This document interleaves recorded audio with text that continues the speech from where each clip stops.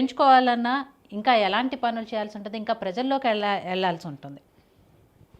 ఇప్పుడు ప్రతి ఎన్నికల సందర్భంగా మా గ్రాఫే ఎక్కువ ఉంది, మా గ్రాఫే పెరిగిందని 3 పార్టీలు చెప్పుకున్నటువంటిది మనం ఒకసారి గుర్తు తెచ్చుకోవాలి.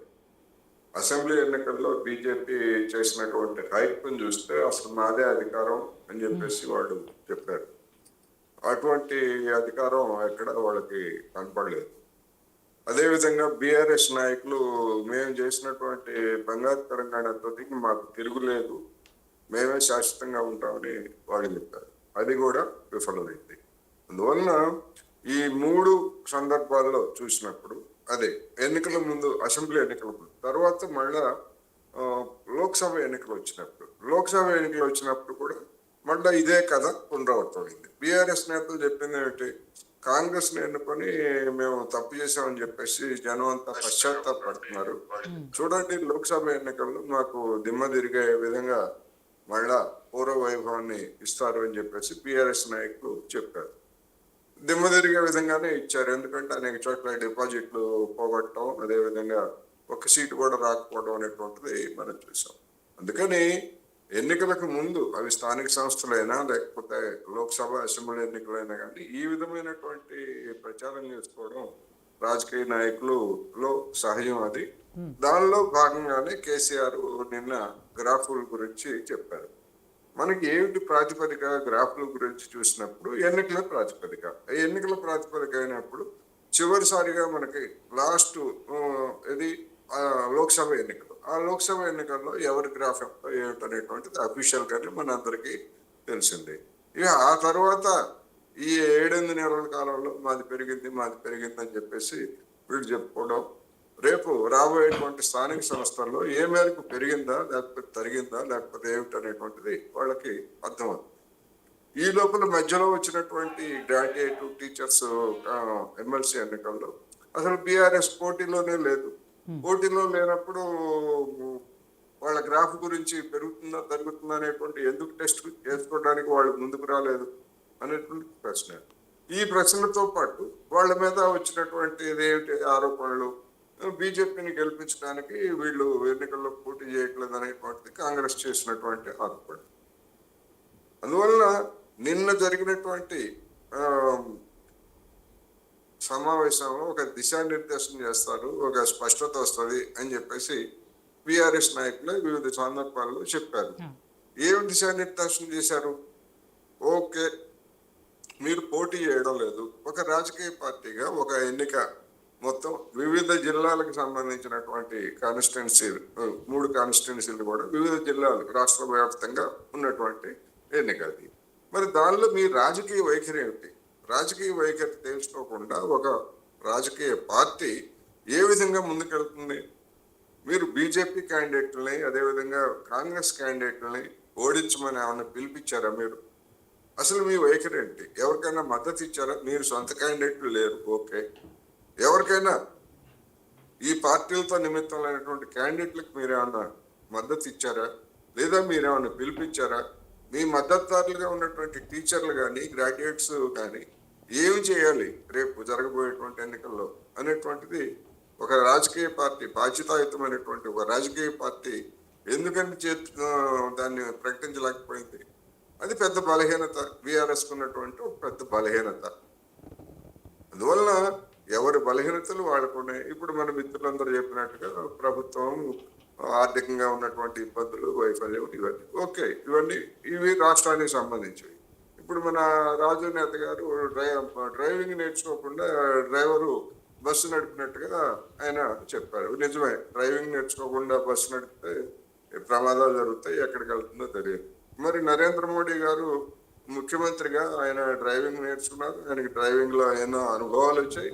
అటువంటి వ్యక్తి మరి మన్మోహన్ సింగ్ 10 సంవత్సరాల కాలంలో 38 లక్షల కోట్లు అప్పు చేస్తే, మరి అన్ని డ్రైవింగ్ నేర్చి డ్రైవింగ్ మొత్తం సక్రమంగా తీసుకెళ్లేటువంటి ప్రధానమంత్రి నరేంద్ర మోడీ గారు తన 10 ఏళ్లలో 1,129 లక్షల కోట్లు అప్పు ఎందుకు చేసినట్టు?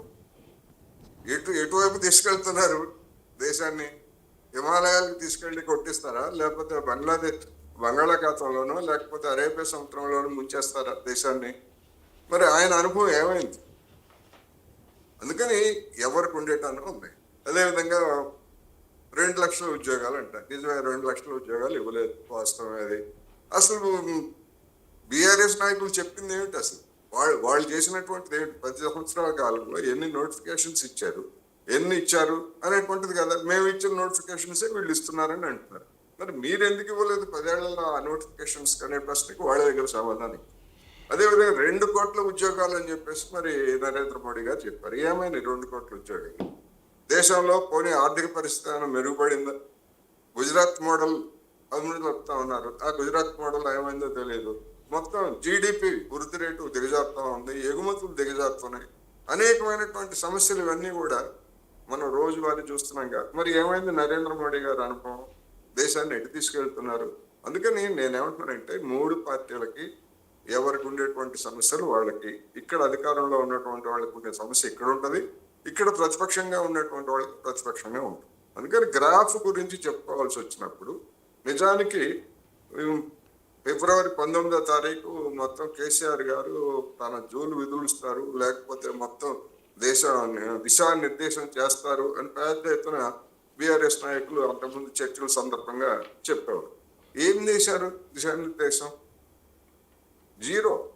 గ్రాఫ్ సంగతి తర్వాత. గ్రాఫ్ కొలవడానికి ఏదైనా ఒక సర్వే, ఇప్పుడు పశ్చిమ దేశాల్లో ట్రంప్ పలుకుబడి ఎంత తగ్గింది, లేకపోతే మక్రాన్ పలుకుబడి ఎంత తగ్గిందని చెప్పేసి కొన్ని సంస్థలు నిరంతరం చేస్తున్నటువంటి సర్వేలు కొన్ని చెప్తాయి.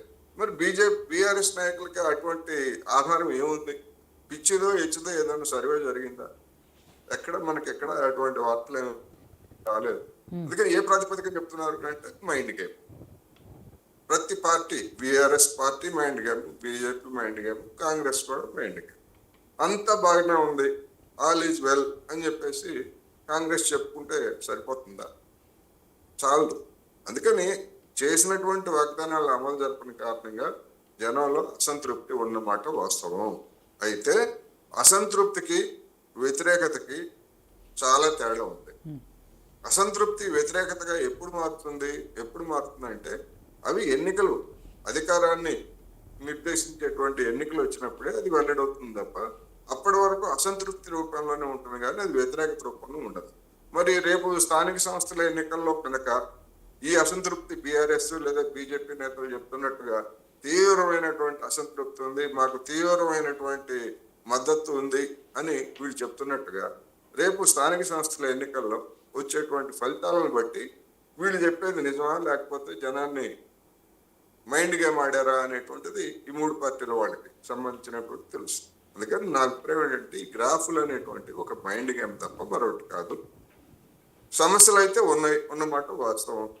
దానికి సంబంధించినటువంటి ఫలితాన్ని కాంగ్రెస్ పార్టీ అనుభవిస్తూ ఉంది. ఉదాహరణకు మంత్రివర్గ విస్తరణలో మిగిలినటువంటి పోస్టులు ఎవరికి ఇస్తే ఎటువంటి రియాక్షన్ వస్తుంది అనేటువంటి సమస్య బట్టి దాన్ని వాయిదా వేశారు. నేను అనుకుంటూ ఈ ధోరణి చూస్తా ఉంటే స్థానిక సంస్థల ఎన్నికలు వచ్చేంత వరకు ఈ మంత్రివర్గ విస్తరణ బహుశా ఉండకపోవచ్చు అనేది ఒకటి. రెండోది, ఇప్పుడు బీసీ సర్వే, అదేవిధంగా ఎస్సీ వర్గీకరణ, ఇవి కూడా ఇంతవరకు ఇంకా ఫైనల్ కాలేదు. ఈ ఫైనల్ కాకుండా వీటి యొక్క ఫలితాలని, పర్యవసానాలని జనంలో చర్చించకుండా జనం ఏ వైఖరి తీసుకోవాలి? బీసీ నిజంగా వీళ్ళు చెప్తున్నట్టుగా 42% అఫీషియల్ గా ఇస్తారా, అన్అఫీషియల్ గా ఇస్తారా, లేకపోతే 46%, ముస్లింలు ప్లస్ కలిపితే 56% ఇస్తారా? ఇవన్నీ జనంలో ఉన్నటువంటి సందేహం. అంటే ఒక వైఖరిని నిర్ణయించుకోవడానికి ఇవన్నీ కూడా ఇప్పటికీ పెండింగ్ లో ఉన్నాయి. అదేవిధంగా ఎస్సీ వర్గీకరణ 3 లేకపోతే 4 లేకపోతే ఎన్ని ఫైనల్ చేయలేదు కదా.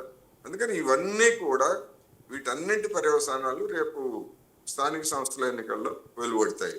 ఆ వెలువడేంత వరకు ఈ మైండ్ గేమ్ సాగుతూనే ఉంటుంది అనేది నాకు. రైట్. సో గౌతమ్ ప్రసాద్ గారు, సరే కేసీఆర్ గారు మాట్లాడిన అంటే ప్రతి మాట కూడా పార్టీకి సంబంధించి మాట్లాడిన ఆ పార్టీ కార్యకర్తల్లోనో నాయకుల్లోనో ఉత్సాహం నింపడానికే తప్ప నిజంగా కాంగ్రెస్ పార్టీ గ్రాఫ్ తగ్గిన విషయం కరెక్ట్ కాదు అనేది అక్కడి నుంచి